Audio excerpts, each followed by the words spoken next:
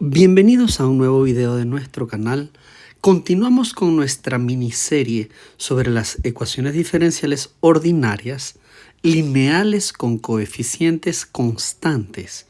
Seguimos con el caso homogéneo.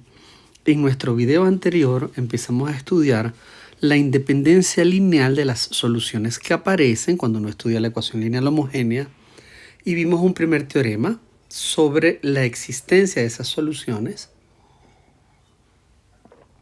Hoy lo vamos a recordar. Este teorema 1 nos dice que la ecuación homogénea de grado n, a sub n por la derivada y enésima, más n menos 1 por la derivada n menos 1 ésima, y así sucesivamente hasta a segunda por y segunda, más a1 por y prima, más a0 por y igual a 0, homogénea con derivadas sucesivas, donde y es una función que depende de x, que es la variable real, y esto está definido sobre algún intervalo, con todas sus derivadas. Entonces, esta ecuación tiene n soluciones linealmente independientes.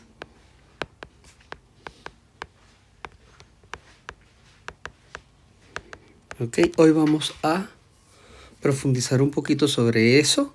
Ok, recordemos que como vimos vamos a ponerle esto un numerito 1 a la ecuación.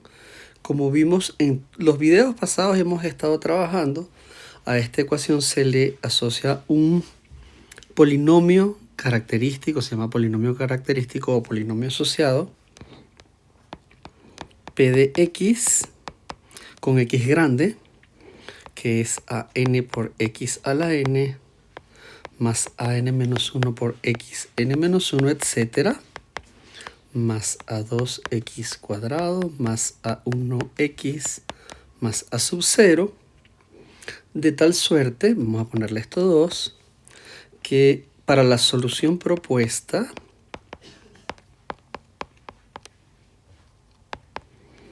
que es y sub x igual e a la alfa por x, ¿ok? Que en principio estamos buscando que esta cosa sea real. Esta cosa en efecto es una solución de 1.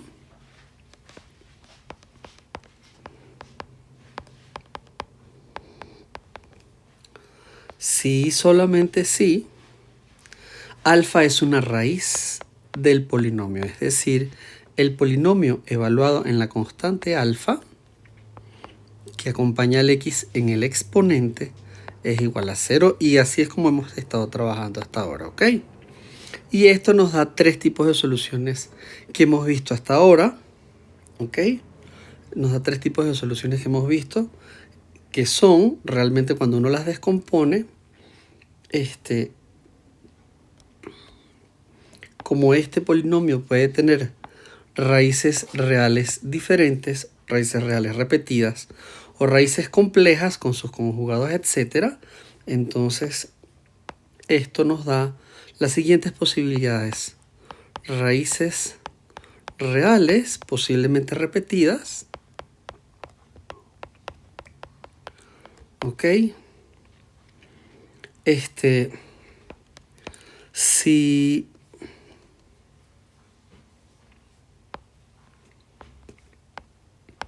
Si el monomio x menos alfa a la k, mejor dicho, a la n no, a la k, o a la r, mejor dicho, a la r, divide a nuestro polinomio característico o asociado, entonces tenemos las soluciones reales y sub k igual a t a la k por e a la alfa x con k entre 0 y r, ¿ok? Y tenemos también raíces complejas, porque puede suceder que en principio el p de x tenga raíces complejas, y en este caso aparecen las trigonométricas, ¿ok? Si yo escribo alfa como alfa 0 más beta 0 por i, donde i es el número complejo básico cuyo cuadrado da menos 1, y x menos alfa 0 menos beta 0 por i a la r divide al polinomio asociado, entonces obtenemos las soluciones del tipo y sub k igual a t a la k por e a la alfa 0x por el coseno de beta 0x, o y sub k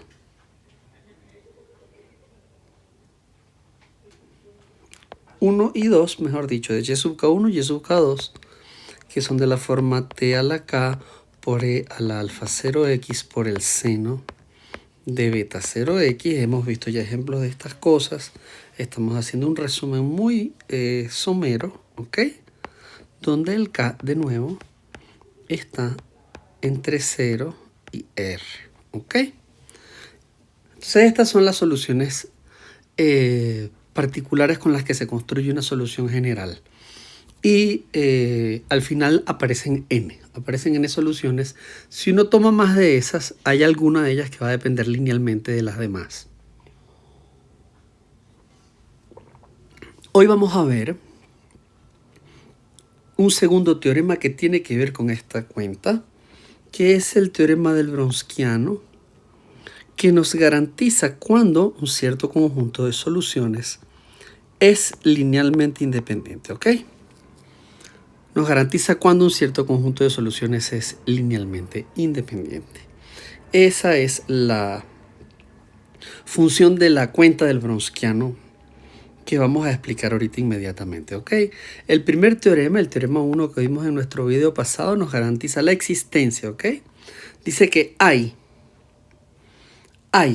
n soluciones. Esta cosa tiene n soluciones linealmente independientes.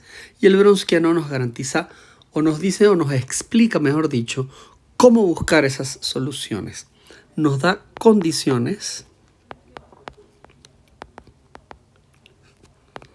para la independencia lineal.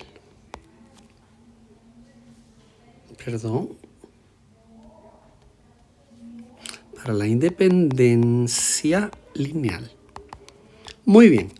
Vamos a hacer un pequeño repaso de qué quiere decir que una cosa es linealmente independiente o dependiente rápidamente, y luego vamos a enunciar el teorema del Wronskiano y ver varios ejemplos sobre esto, ¿ok? Con el permiso de ustedes vamos a pasar la página, ¿ok? Y primero que nada recordemos, ¿ok? Recordemos, y esta vez vamos a escribir esto de la manera un poco más abstracta posible, que si yo tengo un espacio vectorial, o mejor dicho, incluso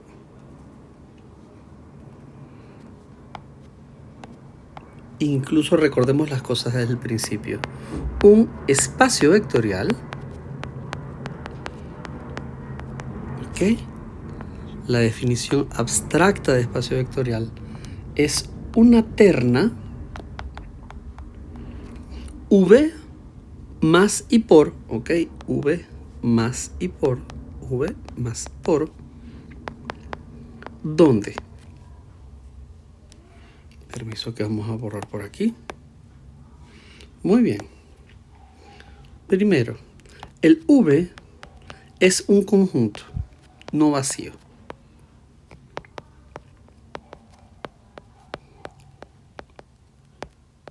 ¿Ok? Y los símbolos más y punto son dos operaciones binarias.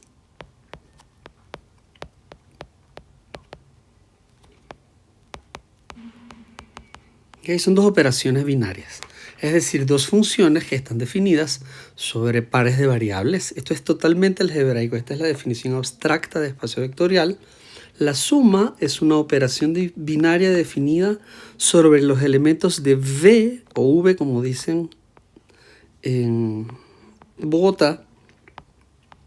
¿Okay? Esta más es una operación binaria simplemente a cada par de cositas de estas, de elementos de acá.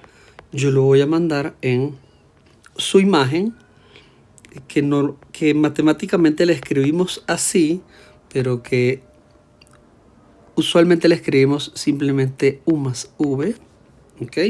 Y punto es estamos hablando de espacios vectoriales reales, ¿ok? Porque hay espacios vectoriales complejos o sobre otras estructuras, sobre otros campos, no vamos a entrar en ese detalle. El punto es otra operación binaria que está definida desde R producto cartesiano V, o los pares de reales y elementos de V en V, ¿ok? Fíjense que aquí estamos tomando U y V pequeña en V, y aquí estamos tomando un par ordenado en R por V, ¿ok? Y lo mandamos en lo que matemáticamente escribiríamos como punto de lambda B, pero que lo vamos a escribir simplemente como lambda.b, o incluso, para ahorrar más tinta, como lambda B. ¿De acuerdo? Estas dos operaciones tienen nombre. La primera operación se llama suma de vectores. La segunda operación se llama estiramiento de vectores.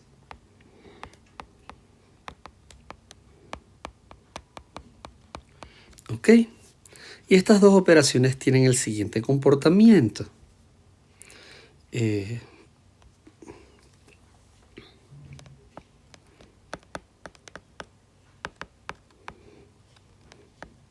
La primera propiedad es que hay un vector 0.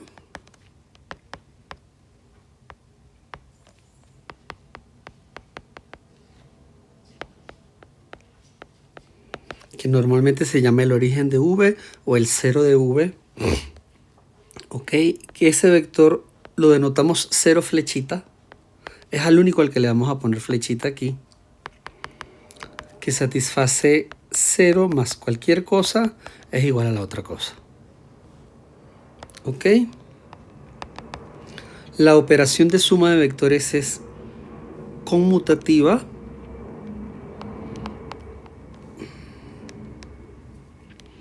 U más V es igual a V más U para todo par U, V de vectores. La suma de vectores es asociativa. U más V más W es igual a la suma de U más V más W. Y aquí el paréntesis lo que nos indica es el orden en el que estamos haciendo las operaciones. ¿Ok?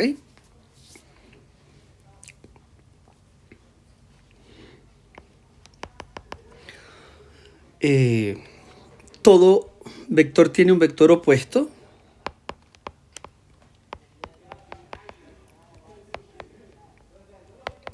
Ok, estas dos cosas pasan para todo U, V en V. La primera pasa para todo V en V. Y la última pasa para todo V en V. Existe algún U en V tal que la suma de ellos dos da el vector 0. ¿Okay? Estas cosas se suele decir que el conjunto de vectores es un grupo abeliano, para quienes lo hayan visto antes o sepan de qué se trata.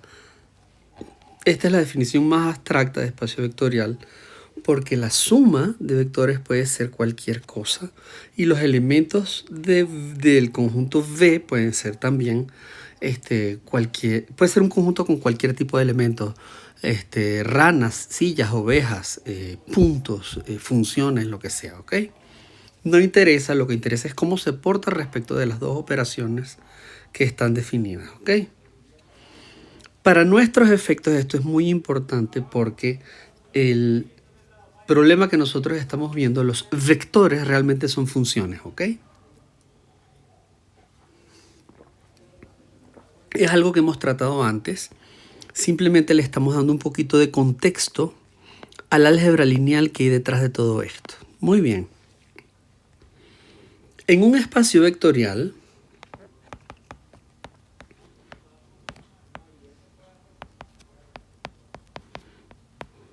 si ahora yo tengo un espacio vectorial como dato, V con su suma de vectores y su estiramiento, por cierto, no lo he dicho antes, pero fíjense que yo estoy llamando directamente vectores a los elementos de V y eso es exactamente lo que son. Un vector es simplemente un elemento de un conjunto que forma parte de una terna así.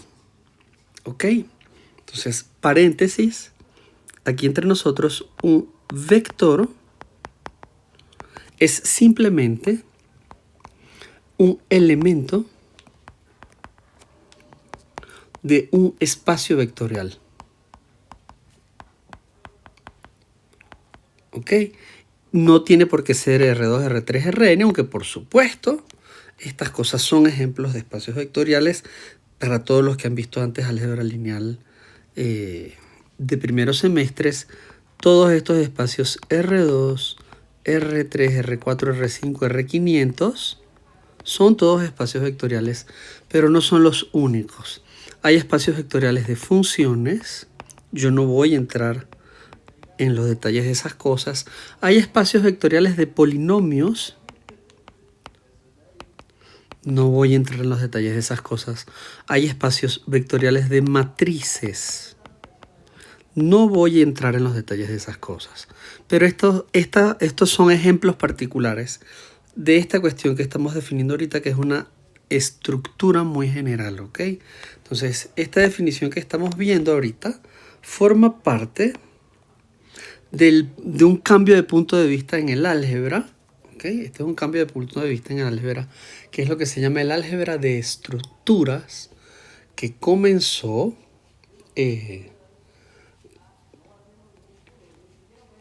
con un matemático muy importante del siglo XIX que se llamaba Emmy Noether.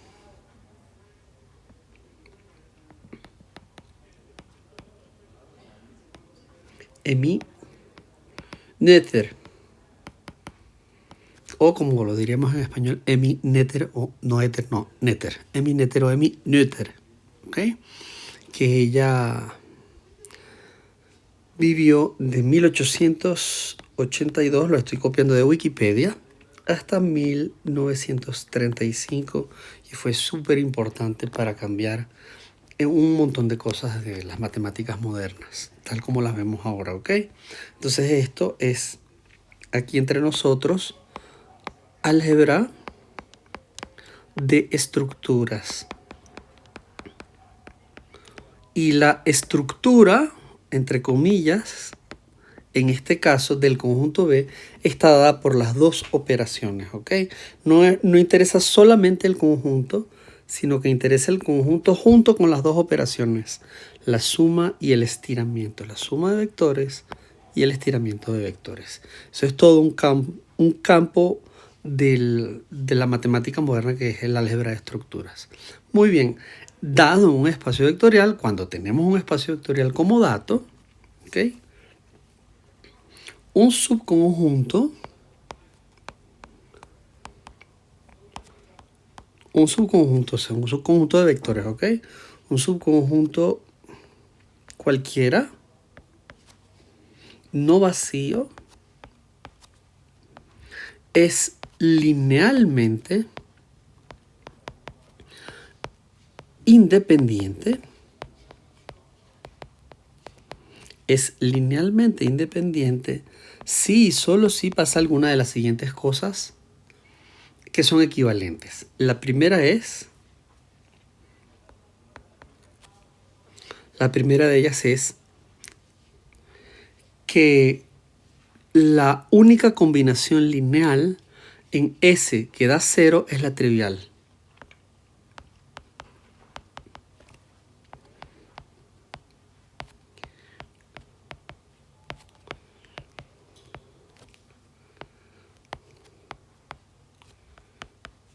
Que da el vector 0 es la trivial.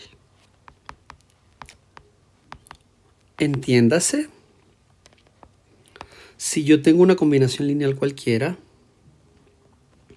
vamos a escribir la A mayúscula 1, S1 más A mayúscula 2, S2, y así hasta un cierto entero, M, SM, ok, es si estas cosas son iguales a 0, donde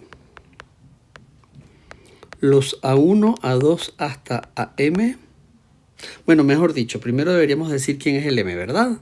Donde el M es un entero, mayor o igual que 1 es un entero, los A1, A2 hasta AM son constantes, cualquier conjunto de constantes, y S1, S2 hasta SM o S sub M son elementos del conjunto de vectores del subconjunto S, ¿ok? Si esa cosa da el vector 0, no la constante 0, sino el vector 0 de M, ¿ok? Entonces, las constantes eran 0. A1 es igual a 2, es igual a 3, a 4, bla, bla, las que sean, hasta la última, A sub M, todas son iguales a 0. El 0 de las constantes, ¿ok? Todas son iguales a la constante 0. Eso quiere decir que la combinación es la combinación trivial, ¿ok? Muy bien.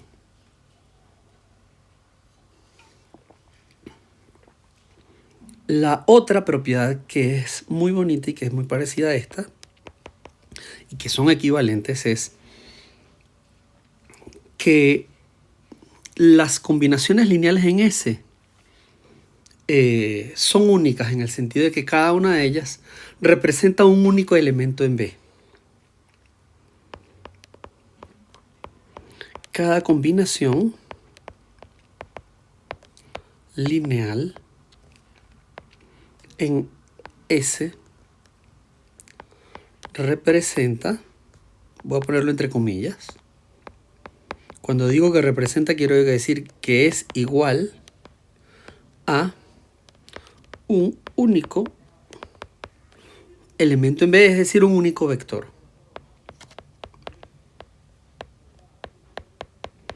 ¿Esto qué quiere decir? Que si yo tengo dos combinaciones que me dan el mismo elemento, es porque las combinaciones son idénticas, ¿ok?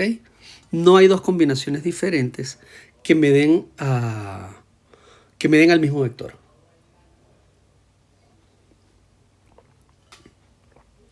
Muy bien, yo no voy a entrar en los detalles de estas cosas porque estas son nociones que, aunque sea entre R2, R3 y Rn, han sido vistas en un curso de álgebra lineal. Me voy a quedar ahorita solamente con la idea general de que un espacio vectorial es un conjunto con una suma y un estiramiento, ¿ok?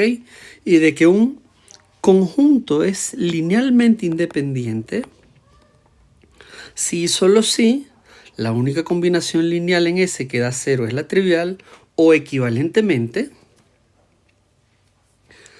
cada combinación lineal en S representa o es igual a un único vector del espacio, ¿ok? Y estas dos son condiciones equivalentes. ¿Equivalentes en qué sentido? Equivalentes en el sentido lógico, es decir, la condición 1 implica a la condición 2 y la condición 2 a su vez implica a la condición 1. Es un sí y solamente sí, ¿Ok?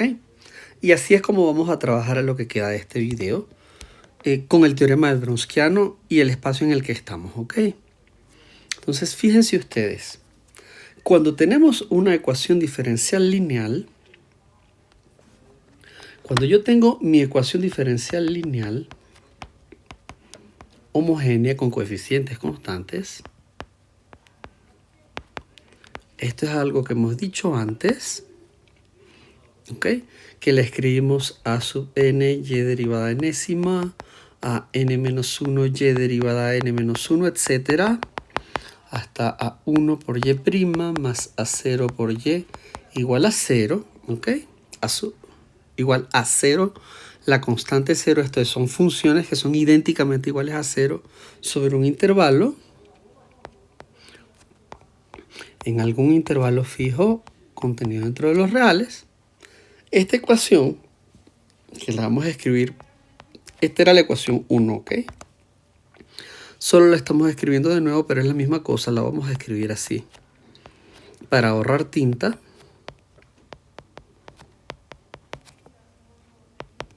¿ok? Vamos a llamar a esto 1b, pero es la misma 1. Muy bien. Esto, la parte izquierda de esta igualdad, la que no es 0, sino el lado izquierdo de la igualdad, me define un operador lineal. Es algo que también hemos hablado antes, mejor dicho. Escribámoslo de una vez de aquí arriba. Esta parte izquierda, este pedazo de acá, me define un operador lineal D de Y. Es un operador de derivación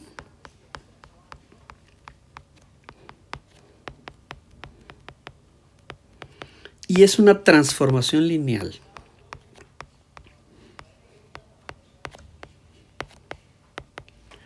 Y aunque ya hemos hablado esto un poco por las ramas antes, resulta que esta transformación lineal está definida sobre un espacio vectorial específico. ¿Ok? D está definido sobre las funciones con n derivadas continuas en el intervalo a, b, mismo intervalo fijo, ¿ok? Y está definido desde aquí hasta las funciones reales. Funciones reales con dominio en a, b.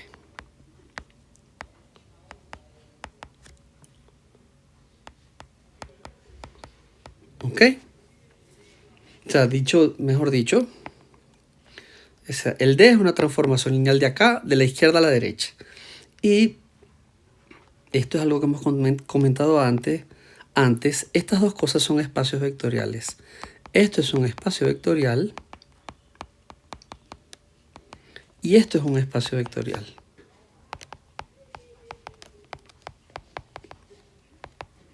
Si yo llamo al de partida, lo llamo V, y al de V y al de llegada lo llamo W o doble D. Entonces es bastante rápido darse cuenta de que B está contenido en W o W. ¿Ok? Uno es subespacio del otro. Y las operaciones de suma y de estiramiento solo las voy a escribir. No voy a demostrar que es un espacio vectorial, pero les voy a escribir las operaciones y les sugiero que ustedes mismos verifiquen que en efecto tenemos cada una de las propiedades que dijimos hace un rato, que con las operaciones que les voy a definir hay un vector 0, la suma es conmutativa, la suma es asociativa, hay vectores opuestos y, perdón, que me acabo de dar cuenta de que olvidé, las propiedades del estiramiento, que son muy sencillas, también las voy a escribir aquí mismo abajo. Esto era 3, así que esto es 4. Ahora tenemos 5, que es constante por la suma, es igual a la suma, o sea, el estirado de la suma es la suma de los estirados, mejor dicho. Esta tiene 2, porque la otra es que yo puedo sumar constantes y estirar un vector. Y esto también distribuye como lambda por v más mu por v, donde lambda y mu son constantes, ¿ok? Y u y v están en el espacio, son vectores, ¿ok? Muy bien. Se me olvidó la de los estirados, ¿ok? El estiramiento distribuye con respecto a la suma de vectores. Muy bien. Entonces, las operaciones son las siguientes. ¿Ok? Si usted tiene dos funciones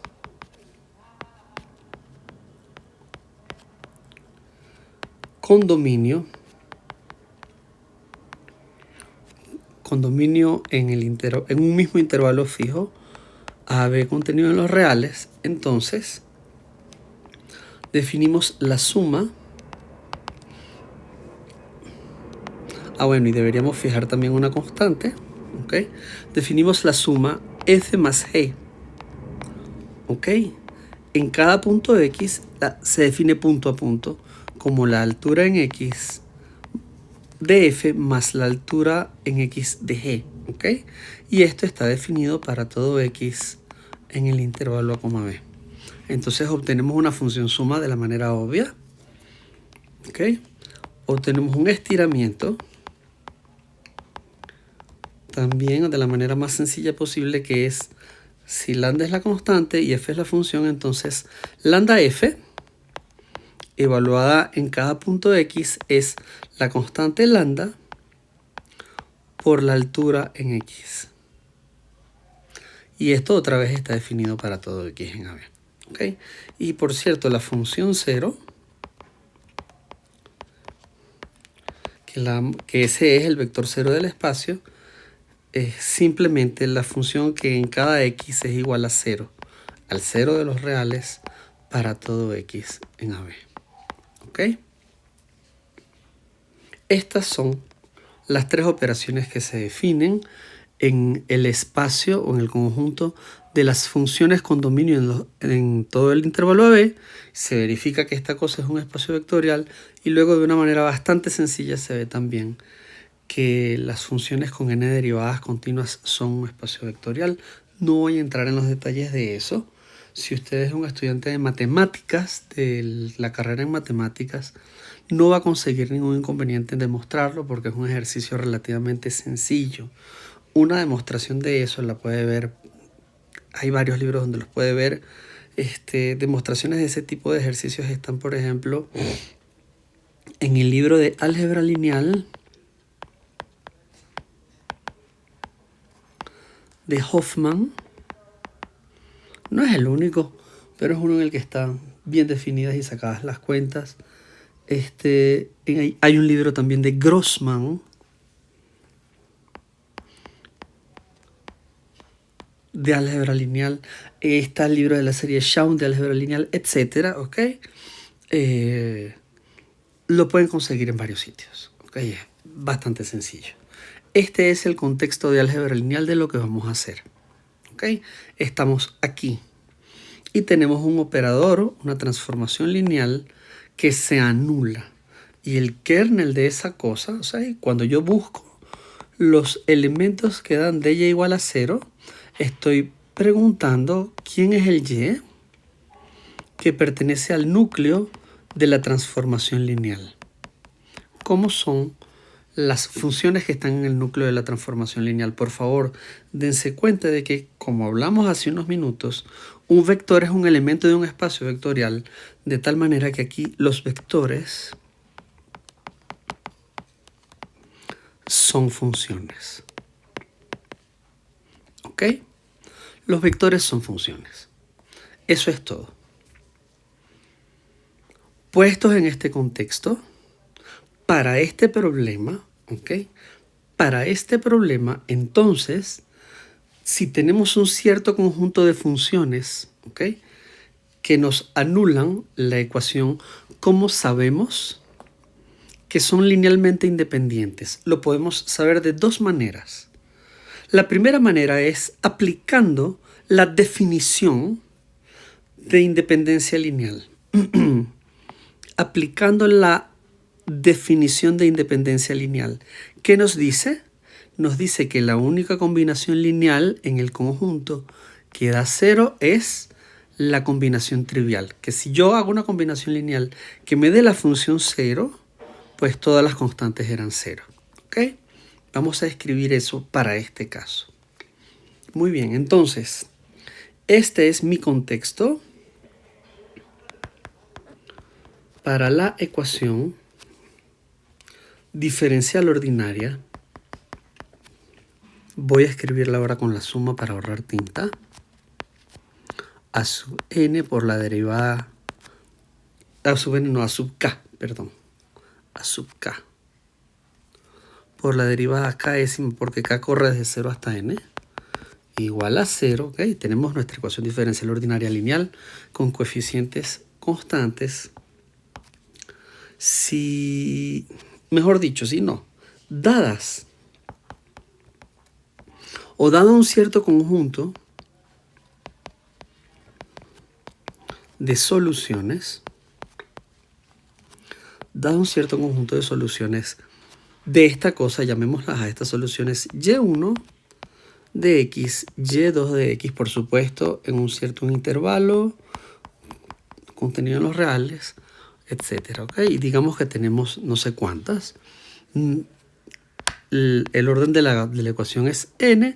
Digamos que tenemos, ya sabemos que hay por lo menos, o sea, que hay a lo sumo n, ¿ok? O sea, lo que me está diciendo eso es que la dimensión del kernel es exactamente n. Entonces, si yo tengo n soluciones, ¿ok? ¿Ok? Este es mi conjunto S. Este conjunto es linealmente independiente, ¿ok? Sí y solo sí. Por definición,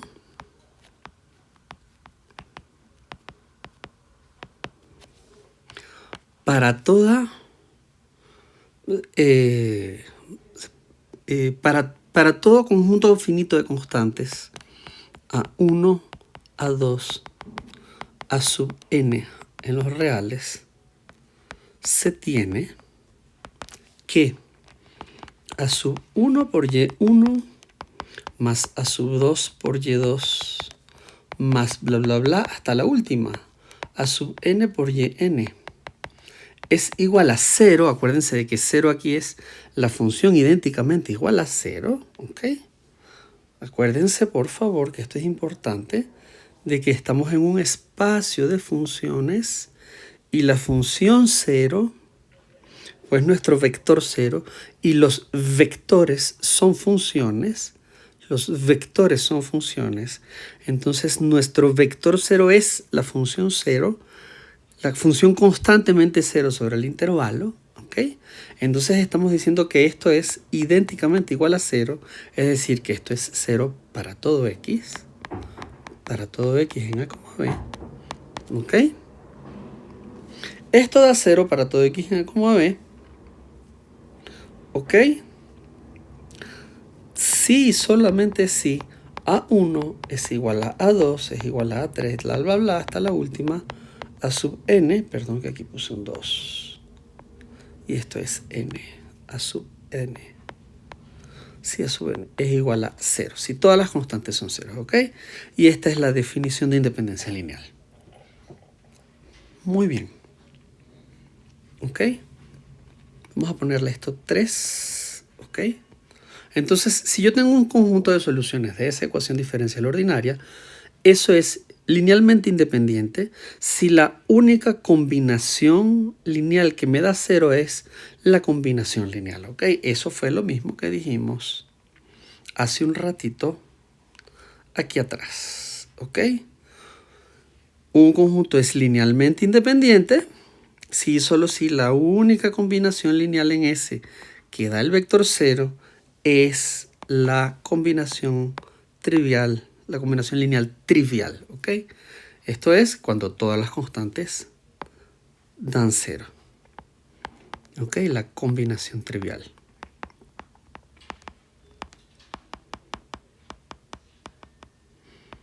Muy bien. Muy bien. Tenemos entonces un teorema que nos facilita a veces las cosas, que es el teorema del Vronskiano. ¿Ok? Y lo vamos a enunciar ahora. Lo vamos a llamar así, teorema 2. Este teorema 2 se llama teorema del Vronskiano porque se lo debemos a un matemático que se llamaba Joseph Wronski. Joseph Wronski, que era polaco. Vivió de 1778 hasta 1853, ¿ok? Y demostró lo siguiente, que este conjunto de soluciones de nuestra ecuación diferencial ordinaria, ¿ok? Ese es linealmente independiente si y solo si el siguiente determinante es diferente de 0. Y el determinante es muy bonito y tiene que ver con las soluciones y1, yn, y se saca así. En la primera fila de usted pone a y1, y2, y3, y4, hasta yn-1, yn. En la segunda fila pone las primeras derivadas, y1', y2', y3', hasta yn-1', yn'. En la tercera fila pone las segundas derivadas, y1 segunda, y2 segunda, etcétera, yn-1 segunda, yn segunda, y así, sucesivamente, etcétera, etcétera, etcétera, etcétera, así sucesivamente hasta la última. Tenemos n filas, ¿ok? Tiene que ser n por n. Si empezamos sin derivadas, que es como pensar la derivada 0, pues en la última fila derivamos n-1 veces. La última fila es y1 derivada n-1 veces, y2 derivada n-1 veces, y así sucesivamente hasta yn-1, n-1 veces, y yn, n-1 veces. Y cuando usted saca esto le tiene que dar distinto de 0 en al menos un punto del intervalo. ¿Qué quiere decir esto? Que el determinante no da al vector 0. ¿Ok? Entonces, esto es distinto de 0 para algún x del intervalo. Fíjense que cada uno de los coeficientes de la matriz es realmente una función, ¿ok? O sea, realmente yo puedo evaluar cada una de estas cosas en x. ¿Sabes? Son funciones. Entonces, bueno, esa es la idea, que la función no es nula. ¿Ok? Eso es lo que estamos diciendo, que la función no es nula. Ese determinante se llama Vronskiano, lo denotamos como w de x, ¿ok? Porque es una función. ¿De acuerdo? Hoy no vamos a hacer la demostración del Vronskiano, esa la discutimos en otro momento, pero sí vamos a hacer un par de ejemplos para terminar nuestro video de hoy. ¿Ok? Entonces, ejemplo 1. Con el permiso de ustedes vamos a pasar la página. Ejemplo 1. Teníamos la ecuación, o sea, consideremos la ecuación, por ejemplo, y segunda menos 4y igual a 0, que como ya sabemos tiene polinomio característico x cuadrado menos 4, que se factoriza como x menos 2 por x más 2 y me determina dos funciones reales que son y1 igual a e a la 2x y y2 que es e a la menos 2x. En este caso el Vronskiano es el determinante de y1, y2, y'1,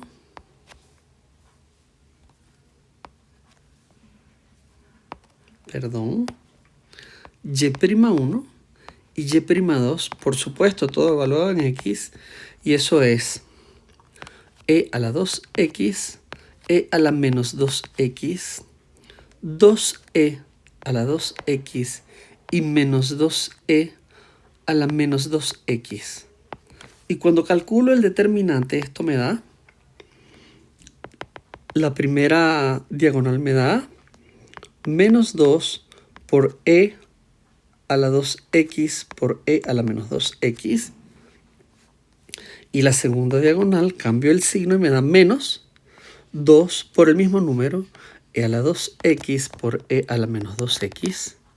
Fíjense que e a la 2x y e a la menos 2x son inversas, me da 1, ese producto, de manera que lo que tengo es menos 2, que es igual a menos 4, que es diferente de 0. Por lo tanto, estas dos funciones son linealmente independientes de acuerdo con el teorema del Vronskiano o el teorema de Vronsky. ¿Ok? Ejemplo 2.